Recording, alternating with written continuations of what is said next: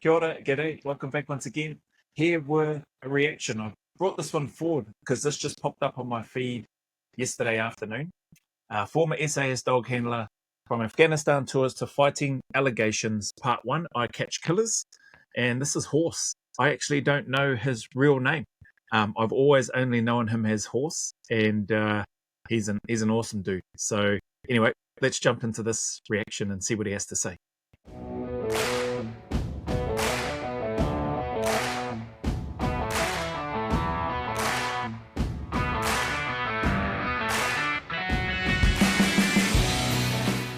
I was in a close contact with a guy, and he had me dead to right. Everything just slowed down, and I was kind of went into this flow state. We're there to rise above the chaos and the psychopaths that are out there. I got to see the spike in the IED, so they're changing tactics by the enemy. I was riding around on a six-wheel motorbike with a dog box on the back. I've carried a couple of coffins, and of your mates, you remain staunch, but carrying the coffins of the dogs, it just broke me. They've just been chosen because they're awesome, and so they're there for us. Yeah, you're feeling the voice now.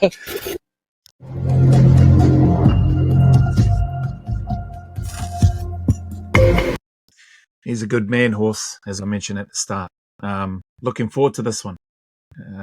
Lots of memories flooding my head right now when I first met him in Sydney at Holsworthy Barracks. We were fairly new there, and that was the first time I'd ever seen a swag in terms of the barracks that we were living in. It looked like this old sort of Coronation Street building. That's what it looked like to me, those that know that TV series Coronation Street, from the UK. But yeah, anyway, I'll talk more about him later on as we go. Let's get back into this.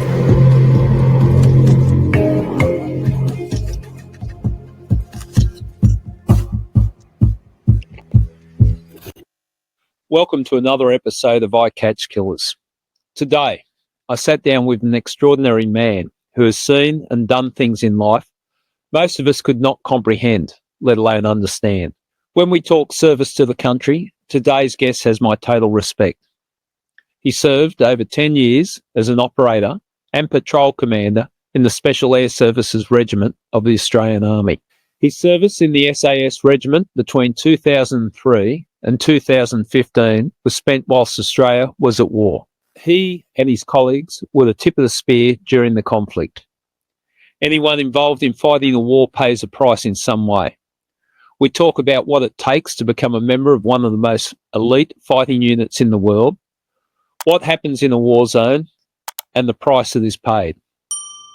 It was an honest and emotional conversation, and it went into areas I didn't expect. Today's guest, who goes by the nickname of Horse, was suggested to me by someone who said I should talk to him, and I'm glad I did. Have a listen. I think it might go a long way to understanding who these men are and what they go through serving their country. Horse, welcome to I Catch Killers. Thank you. It's good to be here. Yeah, well, I know how busy you are, so thank you very much for taking the time to come in here and have a chat. Oh, I appreciate you making the time. And so, yeah, we've had a couple of false starts, and rid of the troubles and that. But good to be here finally. Well, how about I clarify why you're called Horse at first? Now, that's your nickname, and that's what we'll refer you as. But there's a lot of connotations that come with a nickname called Horse, so you might set the record straight. Yeah, I usually lead in. It's a rumor I started, but no, I grew up with horses, and it was Horseman, and it's got shortened to Horse, really. So kind of a little bit boring. Yeah. I know a lot of people will be thinking, oh, what's the connotations that the host mentioned? I think that's probably one of the first things that a lot of people think of. That, you know, the one, I'm not even going to bring that up. But I didn't know this about Horse, growing up with horses. I've only ever known him as Horse. I have no idea what his actual name is, so I don't know if his real name will come up on here. If it doesn't bother me. He'll always be Horse to me anyway. And like I mentioned, he's a one good dude. Yep. Okay. And it's that simple. And then I sort of just took it on and ran with it. And now nobody really knows my real name. How long have people been calling you Horse for? Since I was a kid. I mean, Right, okay. 16, really kind of morphed into just horse. Yeah. I'm glad I'm not the only one that doesn't know his real name. Okay. Yeah. Well, it makes it simple, doesn't it? Yep. Now, we've also got two other, I was going to say people, but they're not people, but two other participants in the podcast today. You've brought your dog, Preston, in? Yep. Yeah, he's down here. He made it onto Sky News the other week, and he's doing the same thing now, sleeping through it all. Yeah. Well, I thought I'd bring my mate Spike in, who's down there, and Preston and Spike have met. There's been a little argy-bargy, but no blows thrown. So hopefully it stays that way. Nothing too serious. No, he's usually well mannered. You have Preston as a companion dog. Oh, that's correct. Yeah. Yes. What's the go with that? So, well, long story short, I'm certified with PTSD from the older military service, and so my lifestyle, as you alluded to, is quite busy, and so to have a dog generally is not really viable. So I got him certified as an assistance animal, and so he can come everywhere with me, and so it just allows me to travel on the plane with him. I don't have to spend the extra money, put him in freight or business, and especially we live on a boat now, and so we can go to national parks.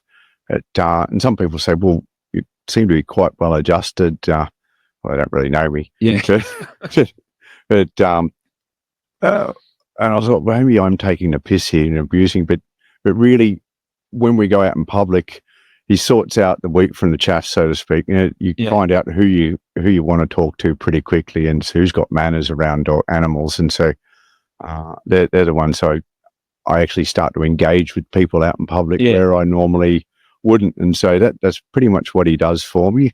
It's not the classic traumatized, and he is nurturing, and I'm a little buddy, and because it's just me and him. That's very, very important for me, because life on the boat sounds like fun, but it'd be a lot less fun without him. Yeah, and Man, just hearing horse, I didn't know that he is certified PTSD. It's been a long time, many, many years since I've seen or caught up with horse. Always got. I've got memories of him blinking because he was doing, I don't know if it was Greco-Roman or catch wrestling. And I remember one of the PT sessions where we were doing some grappling / starting on the feet and then taking down, then just wrestling stuff, no striking. And before I knew it, I was paired up with horse. He's probably about 6 foot, maybe between 6'2" and 6'4", somewhere around there. He's a lot taller than me anyway. I'm having a look up at him, so yeah, maybe 6'3", 6'4", maybe between 6'3" and 6'5", maybe thereabouts. But before I knew it, we were on our feet. He got a hold of me, his bloody big mitts, grabbed me onto one arm, and then bloody shoulder threw me over his shoulder. And then next minute I was looking at him. Next minute I was looking up at the ceiling. So some good memories of horse. It's interesting to hear him talk about, and it's cool that he's got a companion dog that he can take everywhere. That dog is in good hands, man. Couldn't be in better hands, in my opinion. And clearly they're good for each other. I think having something like a dog in your life, it gives a degree of stability. As chaotic as your life can be, you've got something that remains the same, some consistency there. Yeah, he's anchoring effect. So you've got to get up, you got to take him for a walk, and there's so that responsibility is important. I think without responsibility in your life, you just fritter it away. Yeah. I first saw you a couple of months ago. There was a film that I was invited along to called Bravery and Betrayal. It was a documentary about the SAS and the work that the SAS did in Afghanistan. Documentary that I found fascinating. Yourself and another person that was featured in the documentary spoke after the film. And Simon Heath, the producer of the film, said, hey, you want to check out what these guys are doing and the power of this documentary. How's that going for you, the documentary? Well, we started off just thought, well, we got sick of the narrative and Defence wasn't correcting it. So we thought, well, we'll get our story out there. and so booked 5 private cinemas, like independent cinemas, and then they sold out. And then we'll put another screening on, and then that sold out. And I think we've done 65 sold out cinemas on the first tour. And Simon Heath, the director, and myself are about to start tour 2.0 and say, back by popular demand. Oh, well, that's always good. So it's been quite surprising and often confronting, because, as I said, just made this film because we thought, I want to get our side of the story out there because it's not being presented. And it's given us a voice, which has been good, and it's been quite cathartic journey because all the audiences have been very, very supportive of us and surprised. So they come up in tears saying, we didn't know what you guys went through, what's been done to you. And then there's the one that really put my on my ass was a tunnel rat from Vietnam. Yeah. He's come up in tears, hugging me, saying, thank you. Nobody ever did this for us. And so it's grown to be a lot more. And see, the other thing that's been occurring to me is the families, the sacrifice of the families, and we'd gloss over that. And I was one of the single guys throughout the whole thing, and I would, in hindsight, I would go and hang out with the families and live vicariously through that tight knit unit, those nuclear families, and all the bonding that went with that through the wives while we were away. And so they were extremely important. And obviously we've got interviews with a son who lost his dad, Keegan Locke, his mum, Lee, T.A., Dids' widow, and we got the McCarthys who lost a son. And so their sacrifice has really been highlighted, I think, and hopefully everybody appreciates that. So, we do get some thank yous for your service, but they're the ones that really sacrifice, and the family. So there's a lot of things come home, been driven home to me, made me sit up and have a bit of a look at the wider space instead of just what I was doing downrange and getting after it. Sorry, I was just going to pause it there, just listening to it. It's sad that the lads had felt that they needed to get their story out with regards to the incredible work that they have been doing, that they have done overseas. Whatever the narratives are that have been put out in the media, whatever the naysayers are that jump onto my channel from time to time and want to drop their 2 cents, and hey, they're welcome to do it. That's all I'm doing, right? Putting in my 2 cents, so why can't others? But the hurt that these guys likely felt and must have felt, which was the catalyst for them to come out and go, no, we need to set this right. We need to give our side of the story because nobody's defending us. Nobody's presenting us in the way that we know that we've been conducting ourselves. And I think maybe to a degree, by and large, there's probably the powers that be in the head sheds that it's probably a good thing that they are not, and that they didn't try to a degree, from the perspective of the head shed and the leaders, the ones coordinating. They're back in the forward operating base. Like, they're calling the shots from a safe distance, right? Guys like Horse and them are the ones out on the ground on the front line that are doing the work. And so, from my understanding, the people that are in that bravery and betrayal documentary are people that were and have been right on that front line with the guys during that period of time. And so I think it's good that they're hearing from them. And maybe it's something that, or maybe they won't, but maybe it's something that the guys in 2-2 might consider doing at some point with regards to the bloody war crime allegations that have happened over there. And I did a reaction to I think it was a 2-minute or 3-minute video piece that I think it was the BBC or some media anyway in the UK had put out about UK SF guys, which again, I just think that's wrong with the influence and the power that the media has to sway people. And then hearing Horse talk about one of the Vietnam tunnel rats, I think he mentioned, coming up and hugging him. Yeah, those guys coming back from Vietnam all around the place had, from what I understand, they endured and suffered a brutal time from media, from the public, and people, that were never there, just running off the narrative from the media, have no idea what those guys went through, what they sacrificed, what they they fought for, how they fought. As wrong as the war may have been, whatever the agendas were behind it, I'm pretty confident that the soldiers that went over because they felt that they were doing a good thing based on, again, the narratives that are being presented. So, yeah. Anyway, let's crack on.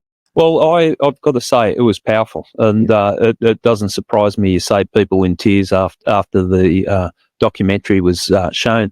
The aim of the documentary, and I think it really hit the mark, but when the documentary was made, this was the aim, and I'll just read this out. Bravery and betrayal highlights the courage of Australian SAS soldiers in Afghanistan, while exposing what they perceive as a betrayal by politicians, media and senior defence leaders after their service. The film aims to set the record straight, honour the soldiers' sacrifice and advocate for better treatment of veterans. I think if you watch that movie, you're going to go, okay, well, that's a fair call. And the narrative that you talk about is this, and it's been hanging around for a long time, and probably too long, the allegations of war crimes that seems to have put a stain on all the work that you guys did. And bearing in mind, they are only allegations at this stage. Did you notice the shift, the change from the perception of the public when these allegations came out? So I've been living overseas for a little bit. So I didn't see a shift in the public when I have been back in Australia. So they really, the highlight is Ben Roberts-Smith. So whenever that comes up and I have interactions with the public and they find out where my background, they're very supportive. Most of the public, and this is what we found out with the film as well, is general public are supporting us. And so this narrative is just from a very small part of the media and some of the public who they're ideologically predisposed to be against war or warfare. And generally, I hadn't noticed it, but I've felt it because I've seen it, and obviously is close to me. So you do pick up on these things from the media, and so I think it is felt throughout our community. And I've noticed what it's done to guys and the allegations and some of the subpoenas and obviously gag orders that put on people when they're involved with ongoing investigations, and it's just diminished them, and they're sort of sitting there with this sword of Damocles over their head, just waiting, and that chronic stress just grinds guys down. You got tier one operators who are significantly diminished and just shells of their former selves. And I went through some issues as well myself. Seeing what it does to your mates really is one of the biggest issues. I think if you've been at the sharp end of the spear like you guys were in the war, that was, I think it's the longest running conflict that, Australia's been involved in a war zone. So there's enough damage that's done. You don't go to war coming back the same person. There's damage done. Something that really hit home to me that you mentioned, and I can relate to it in part, where you said where these allegations have been made, people that had served overseas, mates that they relied upon, aren't allowed to talk to each other because of subpoenas and different things and restrictions. That must add exponentially the pressure of not only dealing with coming back from war, but then dealing with the allegations. Yeah, well, I mean, it's a classic interrogation isolation tactic where you put pressure on people, and we know what isolation does to people. And you've been involved with the Royal Commission into veteran suicide, and that isolation is a massive impact upon mental health and increases chances of suicidality for a start. So the authorities know this, and they still go and do it to us, and isolate.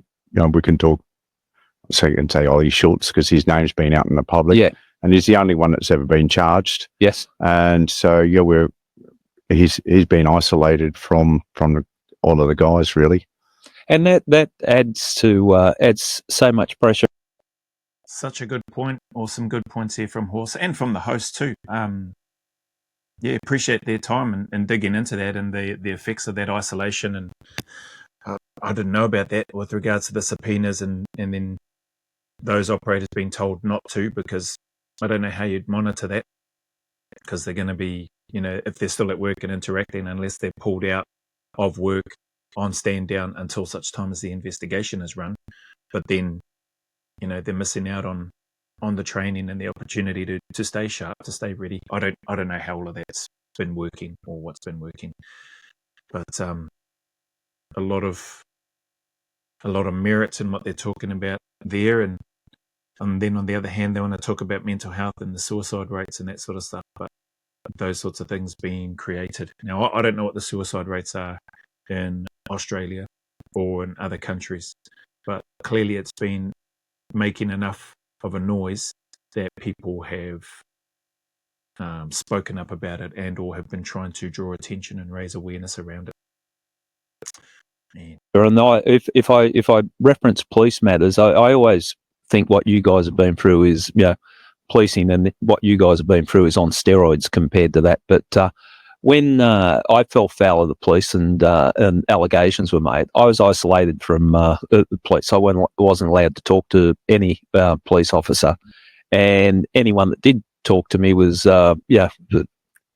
criticised. Some were transferred out of units because they were associated with me, and that isolation does add to the pressure of it. And you're in this world of going, what the fuck? What's going on? Yeah, and there's only so long you can put up with that. Yeah. And as you found out firsthand. Yeah, well, so they did played those tactics right back on their own people. It's crazy. It is crazy, and also when there's allegations that are made that I know with the Police Royal Commission in the police corruption, there were things that were uncovered and things that needed to be addressed. But I remember a deputy commissioner coming out and saying that after that Royal Commission, I was a detective and I didn't get caught up in the Royal Commission, and I was proud of the work I did, and I was proud of the work that people I was working with, the way they conducted themselves. And then you had a deputy commissioner come out and say all detectives are a disgrace and they should be sent back to uniform. That pissed me off, and it pissed me off for about 20 years. I made a point of really pushing the detective barrow in that. How dare you say that of all detectives? All right, I reckon that's what a crap claim to make, whoever that person was, in regards to your own people or your police force, and particularly a branch of, or I don't know what it's called, branch or unit of, in terms of the detectives. Again, don't get me wrong, there's likely bad apples in every organisation, every branch, every unit, whatever. But far out to go and label the whole lot, by the sounds of things, all detectives and should be sent back to uniform. If they're no good to be detectives, why would you keep them as police and keep them in the uniform? Like, that just seems like a stupid comment from whoever that person was that made that. Yeah, well, it becomes personal, and I think interestingly, the CDF Campbell came out and apologised to Afghanistan, for the Afghan people, for all of the injustices or improprieties. I can't remember the exact words, but he apologised for any war crimes that we'd committed when there's been nothing proven. It's just all allegations are blank. And as you alluded to, there's a blanket cast of allegations or guilt. And so all of a sudden you're all guilty. Because that twat Campbell's gone and made an apology for war crimes or alleged war crimes that may have taken place to the Afghan people, when nothing's come out, has been confirmed, as far as I'm aware. I think Horse mentioned two names in relation to Ben Robert Smith, and then the only other one that he's aware of has been Schultz, or Oliver Schultz, who, again, I don't know Oliver Schultz, but like I've mentioned, I know RS. And again, I still haven't seen any, what's the term? Not confirmation, bloody, or confirmation of guilt. I haven't seen any of that come out. I can't think of the word right now. But that instantly, to Horse's comment, instantly casts a shadow over their unit, and then makes everybody, because they look at this clown Campbell and go, oh, well, he's in a high position. Look at him. He's gone, and the CDF, I think he said, he's gone and made an apology, so it must be true. What a dick. presume guilty until proven innocent, which is the opposite of what it's supposed to be. And so, you guys haven't got due process, yeah. And neither have we. And so it seems to be something with government hierarchies that are willing to throw their people under the bus for some sort of personal gain. And I don't know what the motivations are, and I don't understand it. I want to talk about you and your extraordinary career and the things that you've done. You joined the Army in 1993. You were in the SAS from 2003 to 2015. You've provided training and consultation for military law enforcement and African wildlife consultation. And sports teams too. Horse was a big part of helping me out with regards to running team building, leadership development mini camp for the Fremantle Dockers. And Horse is a bloody, from what I remember, he's a bloody not too bad with the old running and catching in that aerial football game, the AFL, Australian Football League, or Aussie Rules, aka Aussie Rules. And I think his team, I might be wrong, but I think his team at the time that he followed was or is the Cats, Geelong. I think that's who he follows anyway. But man, he was sharp out there running around and doing the drills. That he looked at home when he was running out there. But when we got to, I guess, mingle with a little bit of with the players during a bit of their training session, that was nearing the end of the team building and leadership development camp that we were running at the time. But he's done a lot of stuff, Horse. So I have no doubt that this intro that this guy's reading and some of his history is really only a snippet of some of the incredible stuff Horse has done. Soon you operate domestically and in conjunction with Australian Federal Police and State Police. You've worked in Southeast Asia and the Middle East. You delivered training for K9 units to LA County Sheriff's Department, SWAT, LAPD, Swedish Police, Danish Police, European Special Forces, and wildlife ranger units throughout Africa. That's why I brought Spike in. I want to see if we can get him a job. He's been freelating for too long. Assisted teaching in Sweden to autistic spectrum diagnosed children. You even worked as a movie animal trainer, ensuring dogs were trained for their various roles. That's a job for Spike. Your academic qualifications include Master of Business Administration, Advanced Diploma in Public Safety, Emergency Management, Diploma in Work, Health and Safety, Diploma of Business, Certificate 4 in Training and Assessment, RYA Professional Day Skipper Licence, and of course you've got your private pilot's licence. You can fly a plane as well. Yeah, mate, that is a lot to do, and I wanted to put that out because I want people to understand, who you are and when we're talking. But that's a hell of a lot of things to have done. It's a massive resume, eh? Just listening to that, and didn't know that about the pilots, the MBA and stuff as well. Wicked, Horse, awesome. That's my ADHD, I think. Right. Which I do have it clearly, and slightly on the spectrum. But these things are actual superpowers, and we put it out there in society that these things are terrible to have. But if you allow these people to find what interests them and go for it, then I guess that's what happens. Channel direction. Yeah, and I think you can probably relate to a lot of that with your. People call you obsessed, with your job and that extra links that you'll go to, and that's sort of where it ends up. It quite often separates it, doesn't it? Yeah. And when you've got a passion for something, passion with perspective, but a passion for something, and you enjoy it, and you've got an inquiring mind, it does push you that little bit further, doesn't it? Yeah, and it's not like I set out to do any of that. It just happened. Yeah, and if so allow people to do what interests them and go with it. Maybe enable them and guide them, and obviously you'll follow your moral compass, and here we are. Well, man, I'm going to pause this one here because it's just on 30 minutes now, or just coming up to 30 minutes. But very cool to see a gentleman who I consider a friend in Horse. It's been many, many years since I've seen him. He still looks the same. He sounds a little bit different. From the way I remember him and when I first met him, and then when we were, so I think I'd gotten into the unit just before horse got there. But then we ended up on I can't remember exactly what happened, but we ended up on the same CQB course. So horse and I were never on the same selection. We weren't on the same cycle, but we so my cycle was just before his one, and he come through with RS. He come through with Ben Robert Smith and a whole bunch of other guys, and their awesome cohort of people that they had. But we had deployed, gone to Iraq, come back, and then we were going through the CQB stuff when we come back. And when we come back to do that, I think that's when Horse and his cohort from their selection and their cycle were there. And then we ended up going through that together. There's a photo that I think I have in one of my either intro or outro, or on both. We're kneeling down. We've got our body armor on and the overalls, got the armbands on, holding our weapons.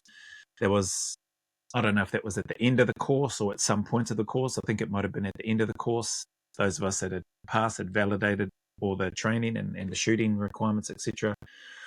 And we're all there, and Horse is off. I've blanked out everybody's faces, and I think he's cut out of that particular photo that I've got in the little intro or outro. But everybody's facing towards the camera, the directing staff, and or the instructors, and Horse is off to the side, and everybody, like how I'm facing towards the camera now, and then Horse is running his own race, paddling his own waka, doing his own thing, and he's completely 180 degrees, like, or 90 degrees off to the side, and just facing the other way with a big smile on his face. Oh, is he smiling? I think he's smiling. But he's always done his own thing. He's a good dude. Yeah, like I said, sounds a little bit different. Didn't know he was diagnosed with PTSD, and definitely didn't know like 3/4 of the stuff of that resume that the host of this show just read out in regards to what Horse has achieved and what he's been doing since. So I might not be able to catch up with him in person anytime soon, but for me, this is pretty cool to see this gentleman on this show. And respect to this host, former detective by the sounds of things. I don't know much about him or his story, but the fact that he's got Horse on here is, yeah, it's heartwarming for me anyway to see. So there's plenty more to get into with this one. So I'll come back to this one over the coming days, and amongst the other reactions that are going up. And if you've been here and stuck around this long, just thank you. Thank you for your time and for your support. If you've seen the Bravery and Betrayal documentary, I'd love to hear your thoughts about it. I have not seen it here in NZ. I haven't discovered a way to be able to watch that yet. But yeah, hopefully one day I'll have an opportunity to be able to see that documentary and see some familiar faces and hear them express and talk about the amazing work that they've done, them and the other coalition nations, forces in that as well. So anyway, that being said, as always, the message is the same, mate. Regardless of your challenges, trials, obstacles, regardless of that isolation that you might be feeling, whether it's self-imposed or forced, man, I sincerely encourage you to keep turning up, to keep staying in the fight, put one foot in front of the other and take one day at a time, to keep fighting, to know that the sun will shine again, that there are better days ahead and those better days are closer than you think, and that there is a light at the end of that tunnel. You're not alone. It's okay to not be okay, and it's 100% okay to be kinder to yourself too.